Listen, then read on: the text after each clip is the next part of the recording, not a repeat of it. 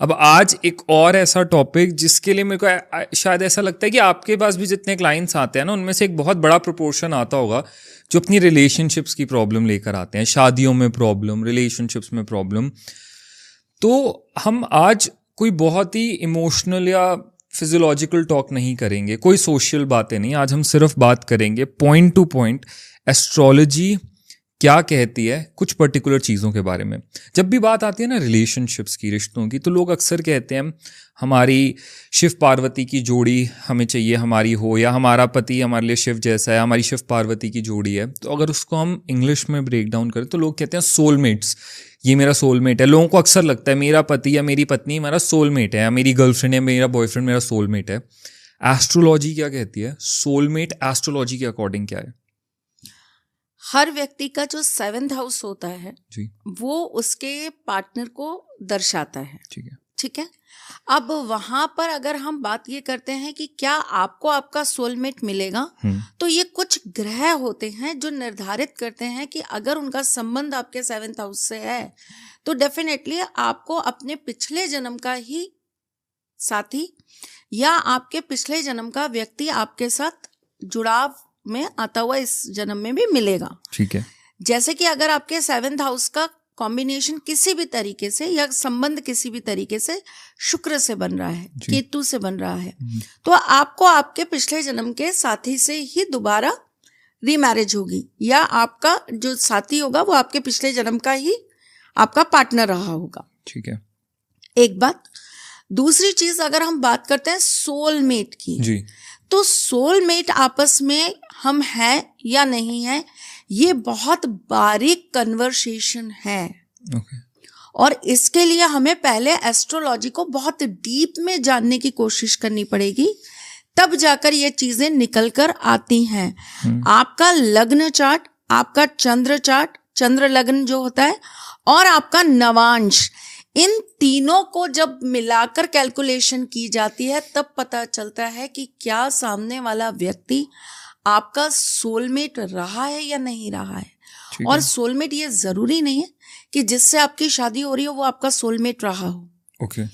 ये कतई जरूरी नहीं है कि जिससे आप परिणय सूत्र में बंधने जा रहे हैं या बंधे हुए हैं, आपकी शादी हो गई, आपने अपनी शादी के 20 साल भी जिस व्यक्ति के साथ निकाल दिए, वो आपका सोलमेट रहा हो। ये बिल्कुल जरूरी नहीं है। ठीक है। ठीक। दूसरी चीज, सोलमेट को समझने के लिए पहले आप सोल कनेक्शन को समझिए। ठीक है। सोल क्या है? आत्मा क्या है? आत्मा जो बार बार शरीर बदलती है और नए नए शरीर में जाकर अपना एक नया रूप, अपना एक नया रंग और अपने एक नए रिश्तों को स्थापित करती है। ठीक है। जरूरी नहीं है कि आज मेरा जन्म इस घर में हुआ है तो मैं पहले भी इसी घर में आई हूं। कई कई केसेस में जब हम पास्ट लाइफ करते हैं लोगों की और पास्ट लाइफ की चीजों को निकालते हैं तो पता चलता है बंदा रह रहा है अमेरिका में और पिछले जन्म में उसका जन्म हुआ था एक बहुत छोटे से गांव में, हिमाचल में। तो सोल कहां से कहां पहुंच गई? जी। ठीक है। Born and bought up India का है और पिछले जन्म में वो व्यक्ति कहां का था? इंग्लैंड का। सोल कनेक्शन ऐसे होता है कि आप कहां से हो, आपकी सोल कहां से कितनी लंबी जर्नी तय करके आई है, किस किस तरह से आई है, ये पहले जानना बहुत जरूरी होता है। ठीक। सोल कनेक्शन की अगर जब हम बात करते हैं तो देखिए, सोल कनेक्शन का जरूरी नहीं है कि एक ही रिश्ता हो। ठीक है।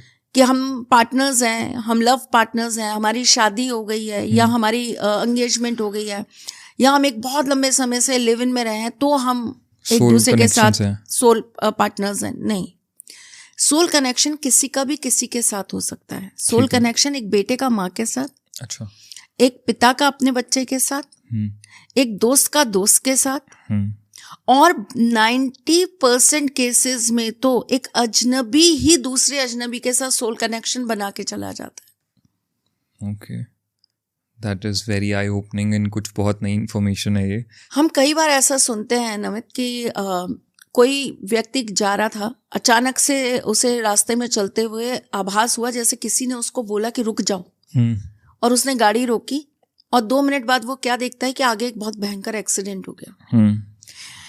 इतना बड़ा एरोप्लेन क्रैश हुआ पिछले साल, ठीक है।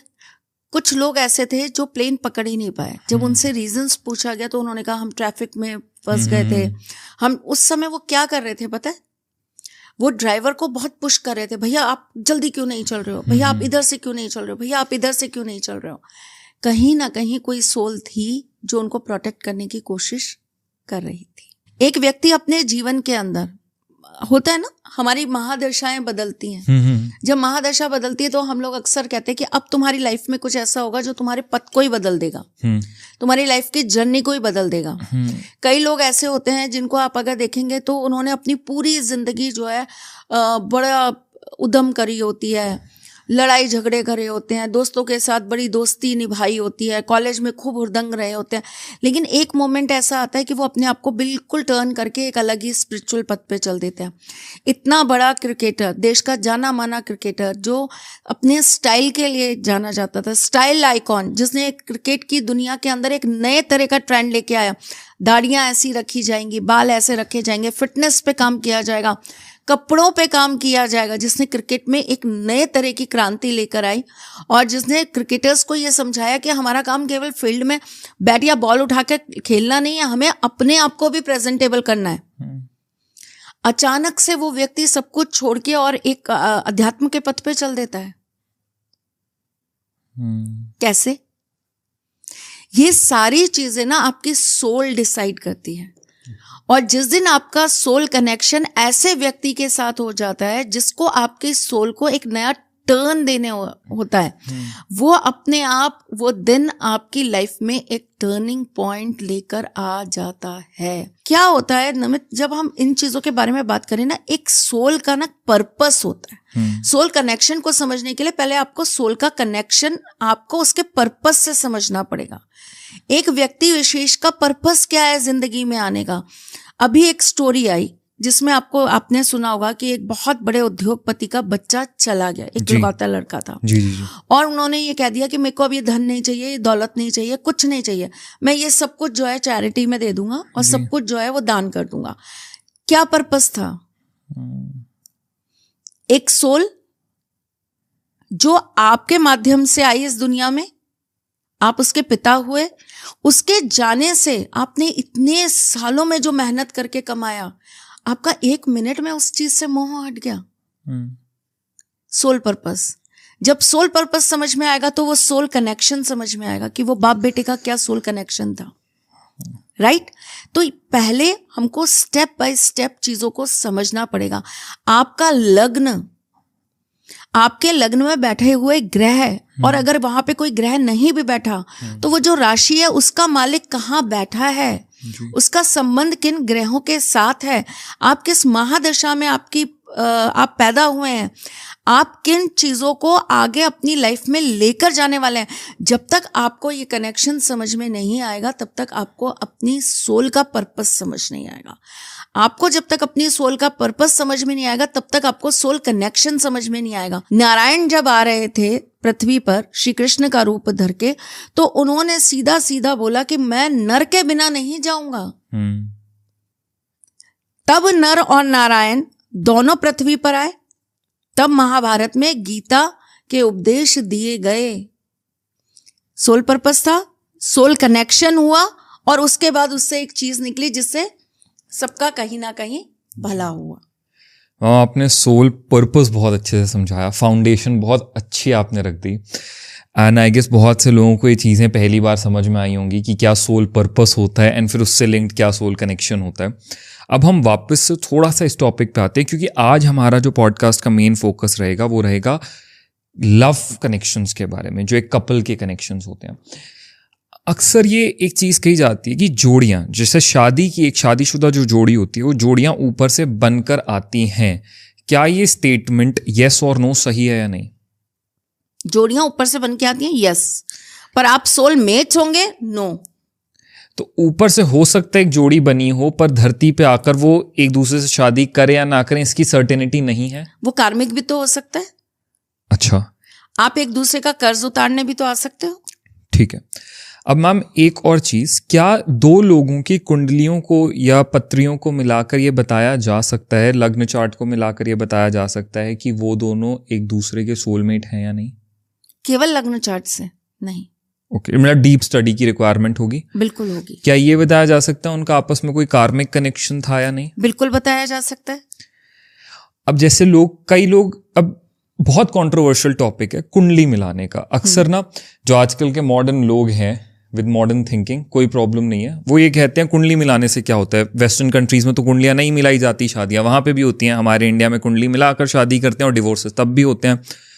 कुंडली का क्या रोल है शादी में? क्यों मिलाना जरूरी है या जरूरी है ही नहीं आपके हिसाब से? दो चीजें हैं जी। जो हमारे यहाँ पर गुण मिलान करते, पहले तो ना इस चीज को क्लियरली समझिए। हाँ, क्योंकि ये लोगों को बड़ा कंफ्यूजन है कि हमारे गुण नहीं मिल रहे। लोगों को यही नहीं पता कि कुंडली मिलान इज समथिंग डिफरेंट और गुण मिलान इज समथिंग डिफरेंट। जी। आप गुण मिलान करने जा रहे हो कि आपस में आप दोनों के गुण कितने मिल रहे हैं, तो उस गुण से आपको ये पता चलता है कि भाई हम दोनों की जो राशियां हैं वो आपस में मैत्री है या नहीं है। ठीक है। तो हम दोनों की म्यूचुअल अंडरस्टैंडिंग एक दूसरे के साथ कैसी रहेगी। मैं दिन को अगर रात कहूंगी तो ये भी रात कहेगा, मैं अगर सुबह को अगर शाम कहूंगी तो ये भी शाम कहेगा, मैं अगर सुबह ये कहूंगी सुनो आज मेरा मन है आज तो कड़ी खाएंगे, तो इसको चाहे पसंद ना हो लेकिन ये भी कड़ी खाएगा। तो ये होता है आप दोनों के बीच का म्यूचुअल अंडरस्टैंडिंग कि आप एक दूसरे की खुशियां, एक दूसरे की ख्वाहिश, एक दूसरे की चीजों के साथ कितना अपने आप को जोड़ पाते हैं। ये गुण मिलान बताता है। ये गुण मिलान बताता है कि आप एक दूसरे के साथ म्यूचुअल कंसर्न कितना है आपका, आप एक दूसरे के साथ म्यूचुअल अंडरस्टैंडिंग कितनी निकालोगे, कदम से कदम मिलाकर एक दूसरे के साथ कितना चल दोगे, ये गुण मिलान बताता है। सॉरी टू इंटरप्ट मैम, मैं वैसे नहीं करता पर बड़ा इंटरेस्टिंग टॉपिक है, इसलिए मैं चाह रहा हूँ जो कवर कर रहे हैं उसके साइड बाय साइड क्वेश्चंस भी कर लें। अभी हम गुण मिलान की बात कर रहे हैं, एक लोगों को ये क्लियर करो कि गुण मिलान अगर देखा जाता है तो कितने गुण मिलना इज द डिसेंट वन, कि अगर इतने मिल रहे हैं, इतने ब्रैकेट के बीच में मिल रहे हैं तो डिसेंट है। कीप इट अप, बहुत बढ़िया क्वेश्चन पूछा है, क्योंकि मैं इसका जवाब ना बड़े दिनों से देना चाह रही थी। जी। आपके चाहे 10 ही गुण मिल रहे हैं, ठीक है, लेकिन आप पहले दो डिफरेंट चीजों को समझिए। ठीक है। एक होता है कुंडली मिलान, एक होता है गुण मिलान। हाँ ठीक है, ये अभी आपने गुण मिलान समझा दिया हमें। ठीक है जी। अब आप समझिए कुंडली मिलान। जी। आपकी कुंडली के अंदर अगर आपका 7th हाउस बहुत अच्छी पोजीशन पे है, आपके 7th हाउस का लॉर्ड बहुत अच्छी पोजीशन पे है, आपके 7th हाउस को कोई भी बुरा ग्रह किसी भी तरीके से प्रभावित नहीं कर रहा है, तो आपकी कुंडली में चाहे कुछ मर्जी हो, 10 गुण मिले, खटर पटर करते रहोगे एक दूसरे के साथ, लेकिन जिंदगी निकाल लोगे। डाइवोर्स का कारण वो नहीं है। ठीक है। डाइवोर्स का कारण वो नहीं है। ठीक है। अगेन बोल रही हूँ। ठीक, तो पहले तो आप ये समझिए कि आप कर क्या रहे हैं। तो पहले तो आप किसके पास जा रहे हो? आप जा रहे हो एक नॉर्मल ब्राह्मण के पास। नॉर्मल ब्राह्मण आपकी कुंडली देखेंगे जी। आपकी कुंडली में से आपके सारे गुण मिलान के लिए जो चीजें होती हैं उनको जोड़ेंगे कि किस किस में आपस में मित्रता है, किस में शत्रुता है, किस में कितने अंक आ रहे हैं। ठीक है, वो उन चीजों को देखकर अगर उनको ऐसा लगता है कि नहीं भैया इनका इस नाम से मिलान नहीं हो रहा, तो वो दूसरे नाम से मिलान करेंगे। वो आपका नाम चेंज करके भी आपकी शादी करा सकते हैं। हाँ, कई केसेस में हम देखते हैं, उसमें वो कहते हैं अब गुण मिल गए। ठीक है ना। ये एक बेसिक चीज है जो हमारे यहाँ पर हमारे बहुत सालों से हम लोगों के यहाँ पे एक प्रचलन में चली आ रही प्रथा है, जिसमें हम लोग इसी तरीके से कुंडलियों को मिलाने का काम करते हैं। लेकिन अब आप समझिए हम थोड़ा सा एडवांस टेक्निक पे जा रहे हैं। तो यहाँ पर आपको चाहिए एक अच्छा खासा पढ़ा लिखा एस्ट्रोलॉजर। ठीक है, ये अगला स्टेप हो गया। फिर अब ये अगला स्टेप हो गया। ठीक है। वो आप दोनों की कुंडलियों को साथ में रखेंगे। अच्छा। और वो ये देखेंगे कि बेशक 10 गुण मिल रहे हैं, लेकिन इनका 7th हाउस एक दूसरे को सपोर्ट कर रहा है, महादशा जो है वो सपोर्ट कर रही है। आने वाली महादशा में इन दोनों को एक दूसरे को लेकर कोई दिक्कत नहीं आने वाली। एक मांगलिक है, एक नॉन मांगलिक है, तो इसकी पूजा करवाई जा सकती है। दोनों के मिलने से जो है इनके 5th हाउस में कोई दिक्कत तो नहीं है, मतलब संतान उत्पत्ति में कोई दिक्कत तो नहीं है। इस कुंडली में या इन दोनों के चार्ट में कहीं ना कहीं आगे डाइवोर्स होने की कोई पॉसिबिलिटी तो नहीं है। ये सारी चीजों को वो कुंडली के बेसिस पे देखेंगे, जिसमें केवल आपकी लग्न कुंडली नहीं, आपकी नवांश कुंडली भी तो देखी जाएगी। ठीक है। आप दोनों की भाग्य कुंडली को भी तो एक दूसरे के साथ जोड़ा जाएगा। आप केवल एक चार्ट पर कैसे कुंडली को मिलान कर देंगे? फिर तो आपको बहुत सारी चीजों को कैलकुलेट करना पड़ेगा एक दूसरे के साथ। ठीक। अब सपोज करिए किसी का न्यूमरोलॉजी के अकॉर्डिंगली 1 नंबर आता है, ठीक है, और किसी का न्यूमरोलॉजी के अकॉर्डिंग 8 नंबर आता है। सूर्य और शनि। हाँ, सूर्य और शनि। ये इसमें इतनी बात कर चुके हैं इसलिए मुझे याद है। अब इन दोनों की कॉर्टशिप या इन दोनों का एक रिलेशनशिप चल रहा है पिछले 7-8 साल से। ठीक है। रिलेशनशिप में कोई दिक्कत नहीं है ना? लेकिन जैसे ही शादी होती है दोनों के बीच में प्रॉब्लम स्टार्ट हो जाती है जी। ठीक है। अब आपको कुंडली के माध्यम से ये समझना पड़ेगा कि इसका मतलब हमारे गुण तो मिल ही रहे थे, एक दूसरे की पसंद आ रही थी, एक दूसरे के साथ हम बहुत अच्छे से खुश रह पा रहे थे, हम दिन भी काट रहे थे, रात भी काट रहे थे, सुबह भी काट रहे थे, शाम भी काट रहे थे। लेकिन अब अचानक से ऐसा क्या हो गया जो हम एक दूसरे के साथ एक ही छत के नीचे नहीं रह पा रहे, जो हम पागल थे एक दूसरे के साथ रहने के लिए। बहुत लोग ये प्रॉब्लम फेस करते हैं। ठीक। अब आप यहाँ पे क्या जोड़ेंगे? अरे यार ये तो 1 था, मैं 8, इसलिए ये प्रॉब्लम स्टार्ट हो गई। भाई तो 1 और 8 तो आप पहले भी थे। हाँ, पहले ये इशू नहीं था। पहले ये इशू नहीं था। जब 2 लोग मिलते हैं और उनकी शादी के संस्कार होते हैं, तब वहां से आपके चार्ट का एक जो पर्टिकुलर आपका 7th हाउस है वो एक्टिव होता है। ठीक है। कई लोगों की पहली शादी अच्छी नहीं रहती, 7th हाउस अच्छा नहीं है, पहली शादी हुई टूट गई, पहली शादी हुई खराब हो गई, ठीक है, लेकिन दूसरी शादी बेहतरीन निकल जाती है। कितने लोगों के एग्जाम्पल दूं? पहली शादी हुई, वो शादी में कहीं ना कहीं कुछ ना कुछ प्रॉब्लम है, लेकिन दूसरी शादी हुई बहुत अच्छी चल गई। क्यों? क्योंकि यहां आपका जो दूसरा घर एक्टिव हुआ वो था 9th। ओके। ठीक है। 7th ने आपको सपोर्ट नहीं किया, लेकिन 9th ने आपको सपोर्ट कर दिया, इसलिए वो चला, है ना? अब वहां पे कई बार ऐसा होता है कि हमारी एक शादी जो है होते होते रह गई, सगाई हुई, बात हुई, बात होते होते हमारी वो शादी जो है नहीं हो पाई, एंड मोमेंट पे किसी बात पे वो बात खराब हो गई, चीज टूट गई, हमारी नहीं बन पाई। उसके बाद हमारी शादी हुई, वो बड़ी अच्छी चल गई और बहुत बेहतरीन रही, और कुछ सालों बाद हम इस बात पे अपने आप में बड़ा प्राउड फील करते हैं या बड़ा हैप्पीली फील करते हैं कि अच्छा हुआ हमारी वहाँ शादी नहीं हुई, यहाँ हुई, वहाँ होती तो पता नहीं क्या रहता, यहाँ हुई तो कम से कम मुझे एक अच्छी वाइफ या अच्छा हस्बैंड मिल गया। राइट जी। हम इस बात को फील करते हैं। ये सारे कॉम्बिनेशंस आप 2 लोगों के नाम से गुण मिलान करके नहीं निकाल सकते नमित। इसके लिए आपको प्रॉपर कुंडली कंसल्टेंसी चाहिए होती है।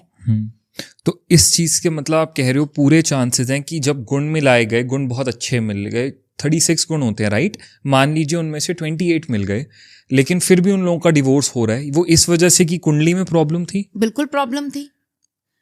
ठीक है। अब आप वही कह रहे हैं कि गुण मिलान और कुंडली मिलान में हमेशा कुंडली मिलान पावरफुल रहेगा? डेफिनेटली पावरफुल रहेगा बच्चा, हमेशा रहेगा। हमारी सोसाइटी में बहुत बड़ा लोगों के अंदर फियर होता है कि मांगलिक की नॉन मांगलिक से नहीं करानी, नॉन मांगलिक की मांगलिक से नहीं करानी, और इसके लिए आप भी जानते होंगे कितने लड़के लड़कियां आपके पास आते होंगे कि जी हमारा तो मांगलिक नॉन मांगलिक का इशू